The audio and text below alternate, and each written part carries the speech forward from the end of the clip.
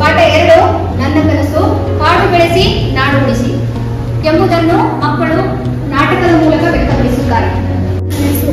ಒಂದು ದಟ್ಟವಾದ ಕಾಡು, ವಿಶಾಲ ಪ್ರದೇಶದಲ್ಲಿ ಬೆಳೆದಿರುವ ಹತ್ತಿರವಾದ ಮರಗಿಡಗಳು, ಮರಗಳನ್ನು ಬಳಸಿ ಮೂಲತ್ತರೆಗೆ ಹಬ್ಬುತ್ತಿರುವ ಬಳ್ಳಿಗಳು, ಹಸಿರಿನ ನಡುವೆ ಬಣ್ಣದ ಚಿತ್ತಾರೆ ಹಣ್ಣುಗಳು, ದುಂಬಿಯ ಜಯಂಕಾರ, ಪಕ್ಷಿಗಳ ಕಲರವ ನಡುವೆ ತೇಲಿ ಬರುತ್ತಿರುವ ಕೋಗಿಲೆಯ ಧ್ವನಿ, ಜುಳುಜುಳು ಹರಿಯುತ್ತಿರುವ ಚಳಿಯ ನಿನಾದದಿಂದ ಪರಿಸರವು ತೇಲಿ ಬರುತ್ತಿರುವ ಕೋಗಿಲೆಯ ಧ್ವನಿ, ಜುಳುಜುಳು ಹರಿಯುತ್ತಿರುವ ಪರಿಸರವು ಪ್ರಾಣಿ ಪಕ್ಷಿಗಳ ನಮ್ಮದೇ ಆಶ್ರತಾನವಾಗಿದೆ. ಮಾನವ ನಿನಗಿನ್ನೂ ಬುದ್ಧಿ ಬರಲಿಲ್ಲವೇ?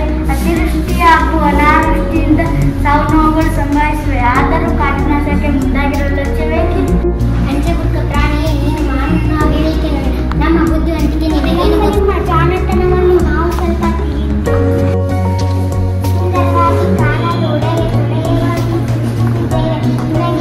ಪಕ್ಷಿಯನ್ನು ನೋಡಿ, ವಿಮಾನಗಳನ್ನು, ಜಲಚರಗಳನ್ನು ನೋಡಿ, ದೋಣಿ, ಹಡಗುಗಳನ್ನು ನಿರ್ಮಿಸಿವೆ. ಇದರಲ್ಲಿ ನಿಮ್ಮ ಸ್ವಂತಿಕೆ ಏನು? ಸುಂದರವಾಗಿ ಕಾಡಲ್ಲಿ ಉಡುಗೆ ತೊಡುಗೆಗಳನ್ನು ಸೃಷ್ಟಿಸಿದ್ದೇವೆ. ನಿಮಗದು ತಿಳಿಯದೆ